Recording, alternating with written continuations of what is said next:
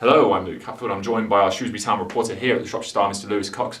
Lewis, this is what football is all about, isn't it? These cup finals. Big build-up. It is a big build-up. Playing at Wembley is a massive game. Checkatrade Trophy final.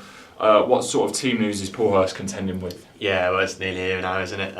Couple of days away. Team news has been an interesting one this week, really. I mean, devastating blow earlier in the week, a couple of days ago, with the news that Abu Gogo requires a knee surgery on the medial knee ligament he's got. I mean, just horrible news. The one that fans didn't want to hear. He was due to play because his suspension was in the league, and such an important player for them, probably their most important player in terms of how they're playing. That he's going to miss the whole season, not just the final. The whole season is devastating. So that was horrible to hear. But aside from that, it's not just the Agogo blow. You're looking at defender Toto Enciala, who's played almost every minute in the league this season. Doubt going into Wembley. We don't really know. We're at a stage where, is he going to have a mask in time? Is he not? How will he react to physical contact, heading a ball?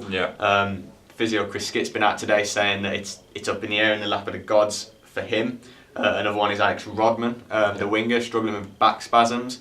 These are key players here that have been used throughout most of the season that could potentially miss one of the biggest days of the season, and it's a massive shame for them. Fans might see it as, oh, we'll keep them for the run-in, which is right in a way, because the run-in's bigger and more important for the league. But these players want to play. They want to play at Wembley. For them, they don't care. It's a Checkatrade Trophy, only the Checkatrade. It's massive for them playing on Wembley, and rightly so. So a shame for them. We hope they can come through it. It'd be good to see Toto and Rodders out there, but replacements have shown in recent weeks that they're up to it as well. That's it, and like you said, players want to play in cup finals regardless of the competition, and going out onto the hallowed turf of Wembley. I mean, that can't be underrated for these players, can it? I mean, they really do want to play in these games.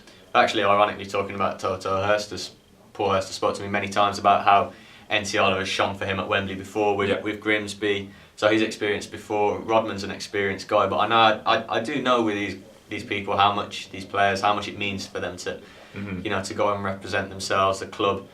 So it means a lot. I've got an inkling, a feeling. My opinion is that Paulhurst will play his best team. He won't think about, we've got the league running. He'll play the best team he can.